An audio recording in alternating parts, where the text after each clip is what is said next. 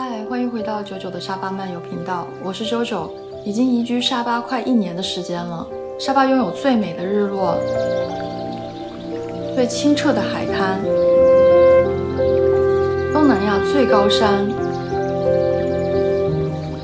和全球最古老的热带雨林。但是这些都不是令我记忆最深刻的景点，往往那些能令人心灵震撼的旅程都不在商业旅游项目里，而是在最不起眼的角落。觉得这个应该就是大学的尾端，背后就是不属于大学的意思。令我最难忘的景点是这个无国籍儿童的学校跟村庄。在沙巴，无国籍儿童的问题呢，一直都困扰着政府、人民还有旅客。小女孩跟着我身后啊，我觉得她应该是啥哇You ask them, ask your government, ask Malaysia. 他们被认为是没有教养，是非法移民，被嫌弃、被误解、被鄙弃。很多人觉得他们只知道在街上乞讨，我不否认这些都是真的，但是他们从一出生就没有任何的选择。Guys, selamat datang. Umur saya 7 tahun, nama saya Arif. Saya tinggal kampung Teluk Layang. Anak dari kampung sini. Nah, kalau di Roboh, Japar mau mana? Hah? Kalau di Roboh Di sini Jabat Pondok. Nama saya Nana. Nama saya Cucu tahun. Nana kalau kampung di Roboh kan Nana mau mana tinggal? Tetap tinggal di sini kan? Iya, selama di sekolah. Nama saya Daya, umur saya 7 tahun.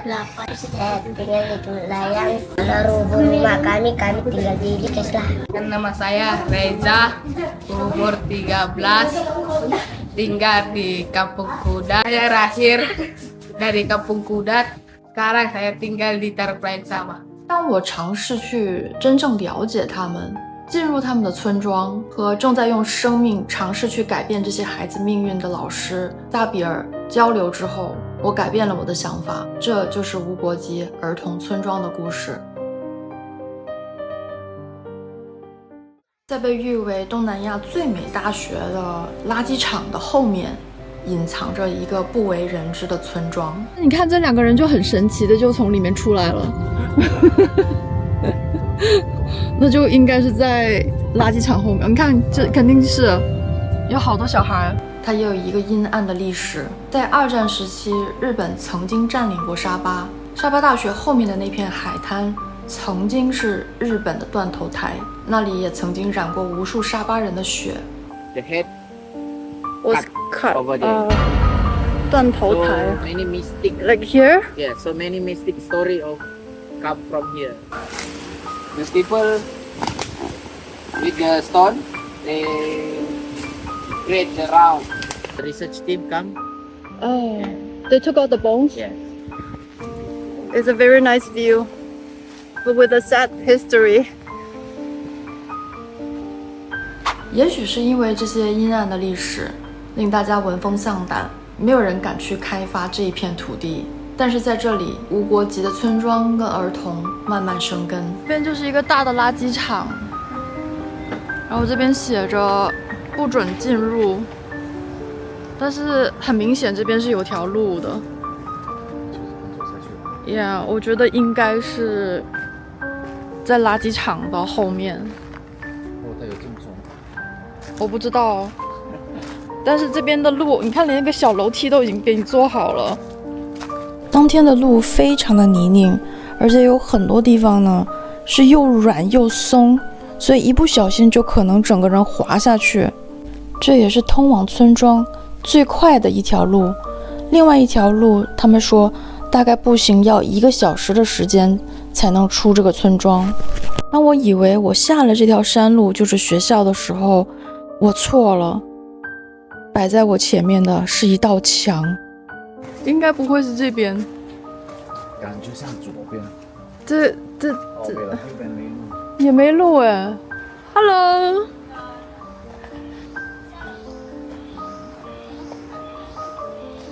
Do you know where is your school?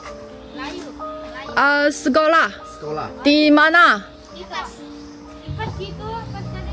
Mau Sana turun lagi. Taman tai lu. Oh, oh, watch out. Oh, kamu bawa. Oh, Bukan mau jalan sana. right here. Sini jalan Jalan sana ya? 他说要透过这里啊墙过去。这个墙， Mana kamu? 这个 how Nanti lagi sambung. how do I go? Kita ke tempat Mana naik. kamu? Ada lain jalan lagi gak tali? Ada. Hah? Habis licin bang sana. Sini aja ada. Ada sana lagi bang satu. 他说只有这条路可以过去。你跟着他的步伐。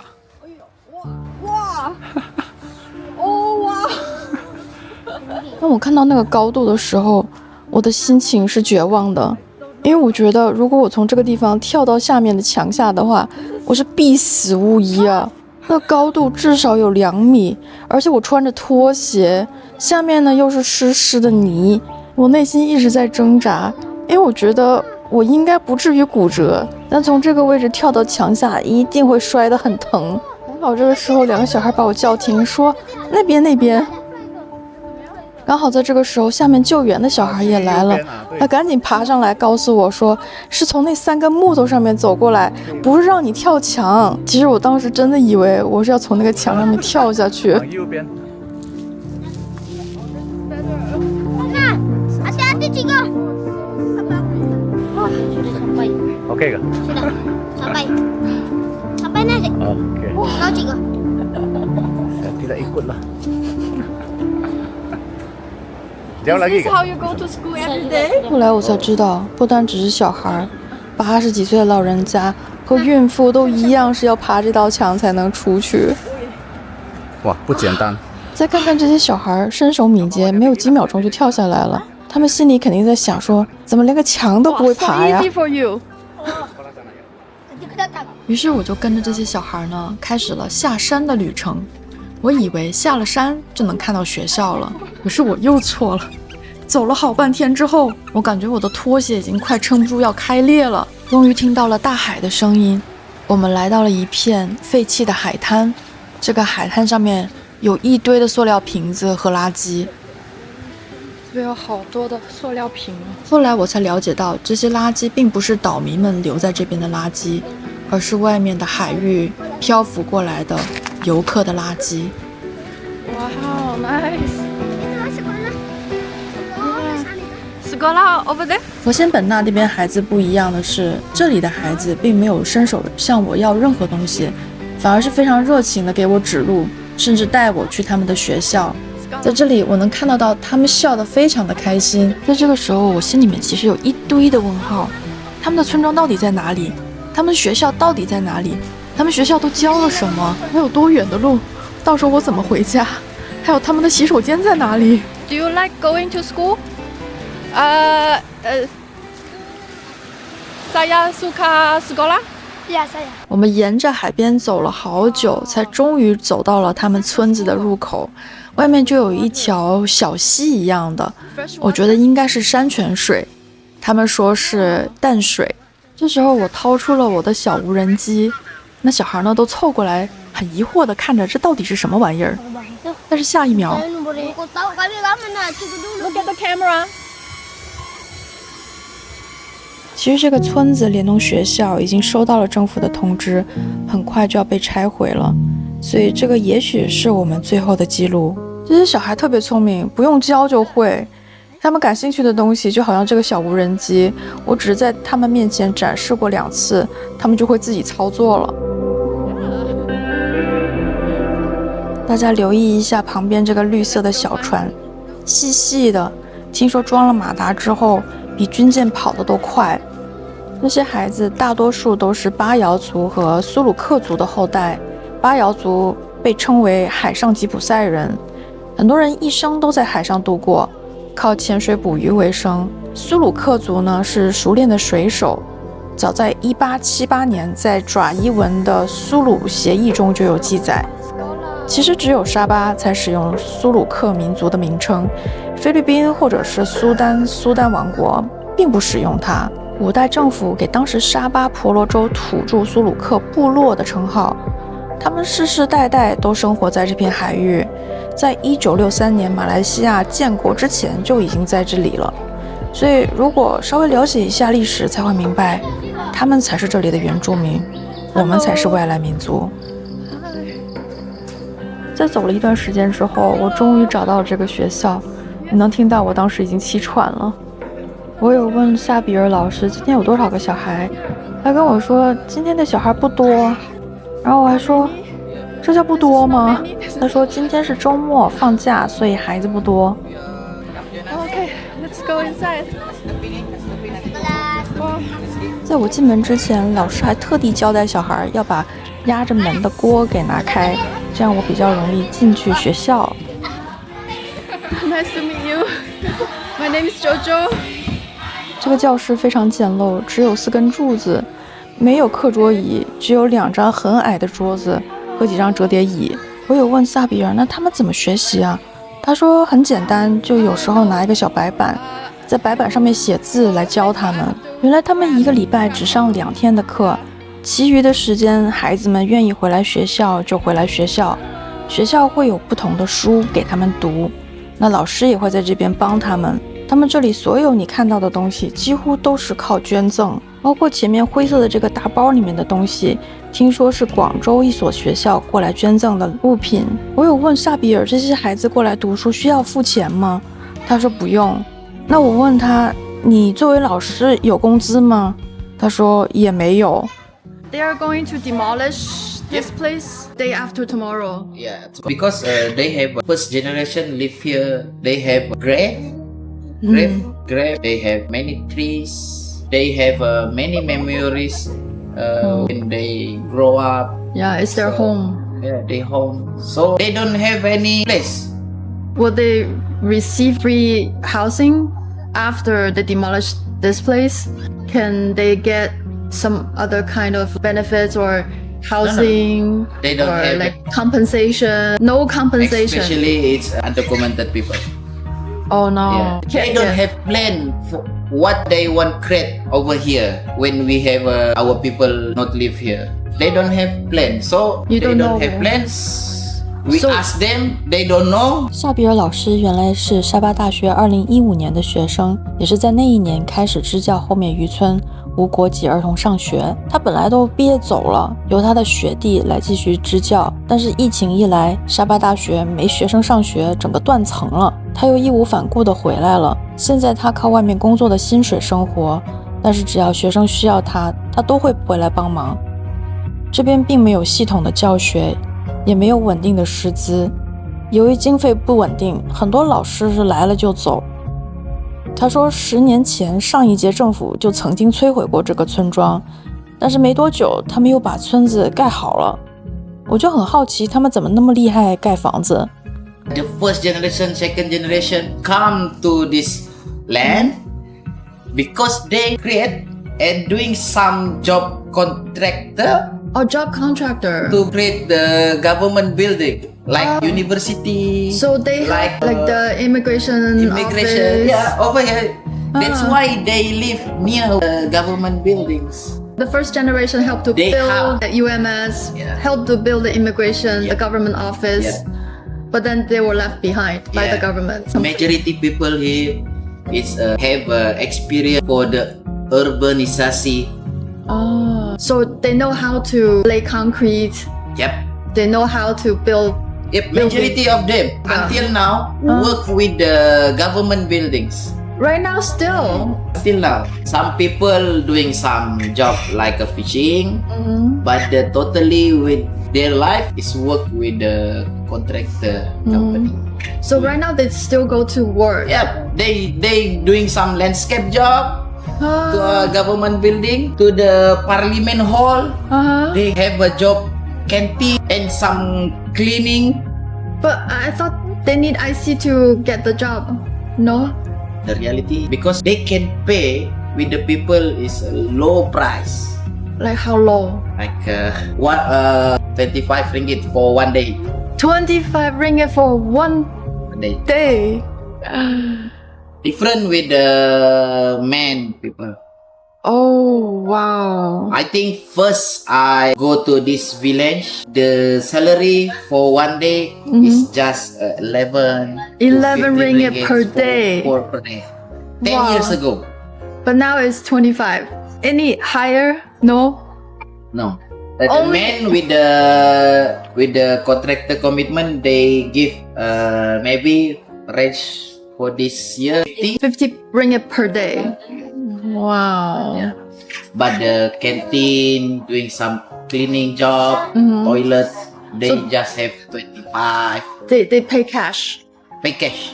Cash only. Yep, cash on. So it's not on the documents or anywhere. Majority of people are working for the government, but they don't Yep, get yep. documents. Yeah. 现在虽然他们不想搬，但是村民们内心还是渴望和平的。主要是现在政府呢想把附近所有不同村的人全部放到一个没有水、没有电的地方，村民们自己也担心自己的安危，因为并不是每一个村都像他们这么和平。我其实有听过有些村子是靠违法的活动为生的。那这个村子呢，因为它特殊的地理位置和学校的加持，村民的素质其实已经非常高了。So many undocumented, the government want to Like put everyone in one put place. everyone with no facilities. No water, no electricity. No water, no electricity. So when I come to the new place, the planned government, I think it's a very dangerous place. So what would be the best solution for all the kids here? Like to get them documented and I think it's for me and my teams. Yeah, I think it's personally me lah. Give them document is option 3 or 5. But first things, the child have a education first. They must ready with the document, right? yeah. They must ready with the law, with the policy. They don't have education. They can't go anyway. They can't go to communicate with the people at the government, at the counter. I think the government must give them education for all. When they have education, they can survive.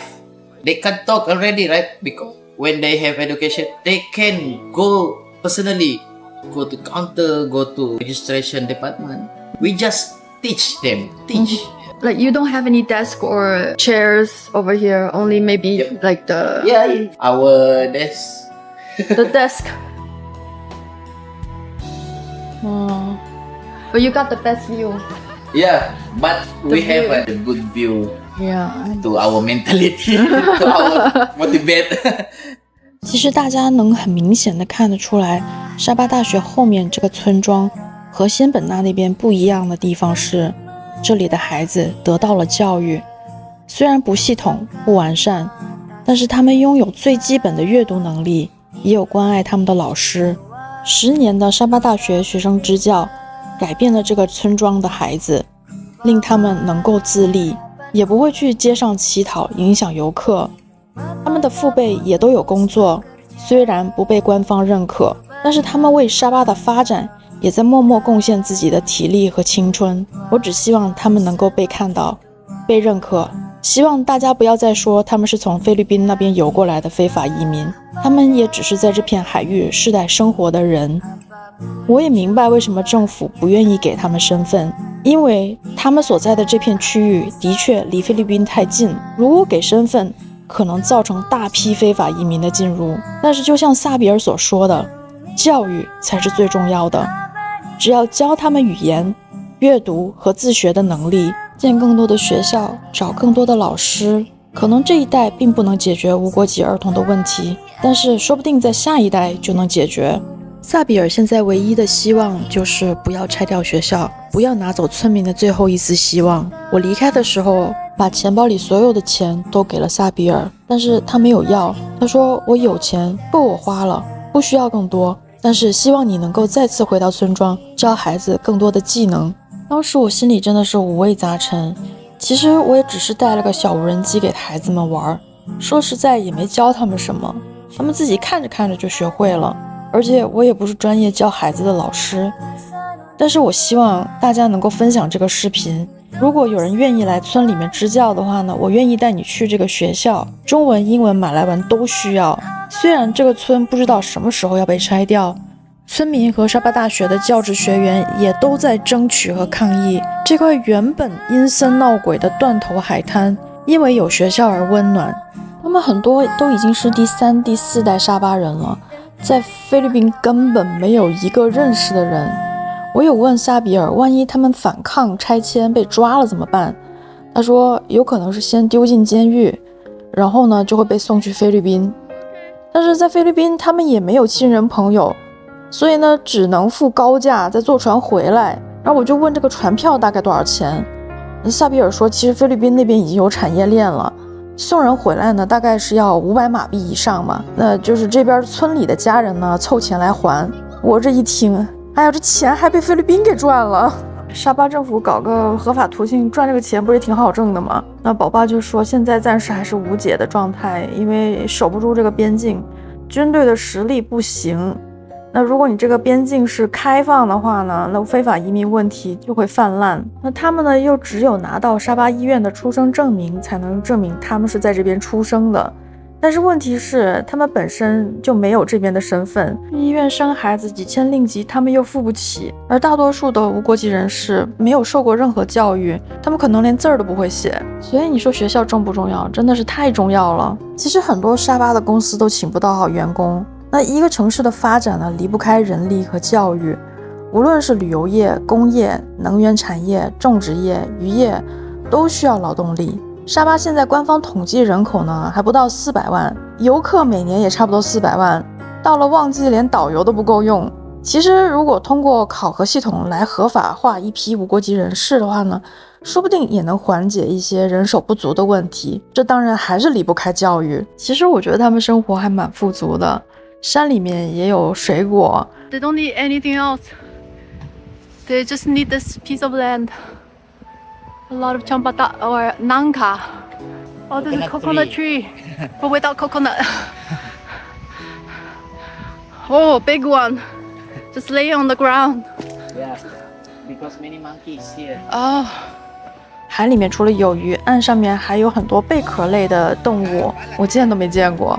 大家知道这是什么吗？ What's bala? Oh, what is that? Is it Medicine. medicine? Yeah. Chinese people, many of Chinese buy. Oh, wow. Lots of clams. More clams. 他们在这块土地养鸡种菜，绝对的原生态。大家可能会好奇他们的厕所是长什么样的。来上厕所1号，小房子下面的蓝桶呢是接雨水的，雨水呢是用来冲厕所的。Oh, they do have a toilet here. 厕所2号也不错， With a really nice view. 厕所3号的景色是最美的，这个也是最有特色的一个厕所，它的下面就是一个洞，无论你是大便小便都可以从这个洞里面掉到下面去。涨潮的时候水来了，退潮的时候就被冲走了。其实我觉得这个村庄比马里文化村要真实多了。其实沙巴的官网上面就有33个民族，但是在马里文化村你可能也只能见到5个山上的民族，但是海里面的呢就被遗忘了，尤其是巴瑶族和苏鲁克族。萨比尔跟我说，绝大多数的巴瑶族都是没有身份的，类似这样子的水上村才是最原始、最真实、最独一无二的景点，连祖先的坟墓跟历史都有了。那我们这次冬令营除了有帆船课，如果这个村庄还没有被拆的话，我们也可以安排学生来探望村里面的孩子们。那冬令营的收入也会捐给资助教育的非营利组织。